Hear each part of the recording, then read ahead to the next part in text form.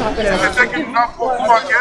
Voilà pourquoi, pendant plusieurs décennies, on a fait obligé de tout le monde, on a fait obligé de tout ce qui ne pouvait pas exister chez nous. Donc, nous sommes là, nous représentons la République, mais apparemment, madame l'ambassadeur qui est avec nous ici, devra de moment à l'autre venir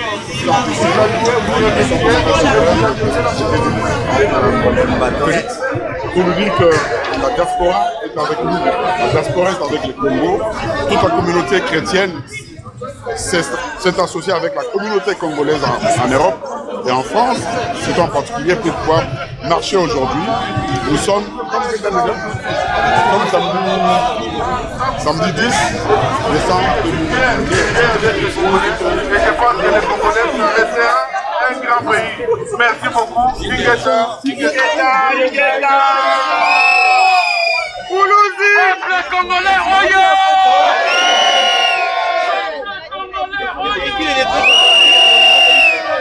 On veut avoir tout électrique. C'est au Congo. Donc on ne voit pas la couleur. C'est pas à ce prix-là qu'il faut. Nous rendons grâce à Dieu. Nous rendons grâce à Poulouzi Bangou, à Mamaki Fabita, à tous les ancêtres qui se sont battus pour la libération, pour la liberté des peuples congolais. Bonjour. Déjà, merci beaucoup pour cette question. Je suis le docteur David Katalay, président de DDK Ministries Foundation, une fondation qui s'occupe des veuves, des orphelins et des femmes victimes de viols et de violences à l'est de la République démocratique du Congo, plus particulièrement à Goma, où le viol est devenu une arme de guerre. Et ce qui est aujourd'hui inacceptable, c'est qu'on viole même des bébés. Raison pour laquelle nous avons toujours œuvré dans les cadres de la recherche de la paix en République démocratique du Congo pour venir en aide à ces victimes qui sont des veuves, des orphelins et des femmes victimes de viol à cause de l'exploitation du coltan. Et aujourd'hui, nous marchons pour encore porter haut notre message pour dire non et stop à tous ces programmes de balkanisation par rapport à l'Est de la République démocratique du Congo et à l'exploitation illégale du coltan au travers de plans machiavéliques de la balkanisation au travers le Rwanda et aussi par la communauté internationale. Oh, par la communauté internationale. Parce que chaque fois les Congolais accusent Paul Kagame comme quoi c'est lui l'agresseur de la RDC. Mais beaucoup de rapports ont montré que les Congolais eux-mêmes sont complices de l'agression de leur propre pays. Un mot. Pourquoi chaque fois qu'ils Kagame? Justement parce qu'il y a une politique internationale qui a œuvré sur le principe de diviser pour mieux régner.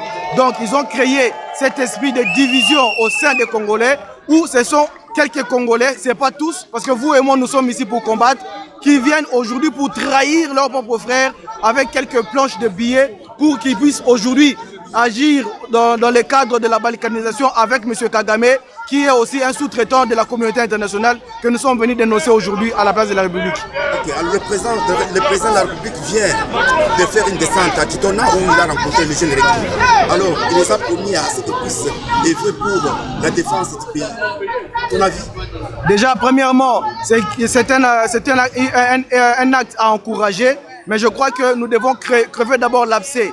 L'abcès, c'est quoi? Aujourd'hui, la RDC est toujours sous embargo d'armes sur le plan international et nous sommes aujourd'hui, nous ne comprenons pas pourquoi la France vient de pouvoir financer l'armée rwandaise qui est en train d'alimenter les M23 et les groupes rebelles qui agressent le Congo avec 20 millions d'euros. Nous disons que c'est inacceptable et nous sommes en train de condamner ces actes. Raison pour laquelle nous demandons au président de la République, qui est aussi le chef suprême de l'armée, de pouvoir non seulement renforcer cette formation de nouveaux recrues et surtout de pouvoir enlever des pouvoirs de notre armée toutes les forces ou encore les intrus qui sont venus avec les regroupements de forces jadis, des forces armées anciennes qui ont fait aujourd'hui notre armée qui est infiltrée avec beaucoup de Rwandais, beaucoup de rebelles étrangers qui aujourd'hui sont en train de fragiliser notre armée. Qui puissent commencer d'abord à faire les toilettages et de pouvoir commencer aussi à former la nouvelle armée pour que nous puissions avoir une armée républicaine et défendre notre territoire.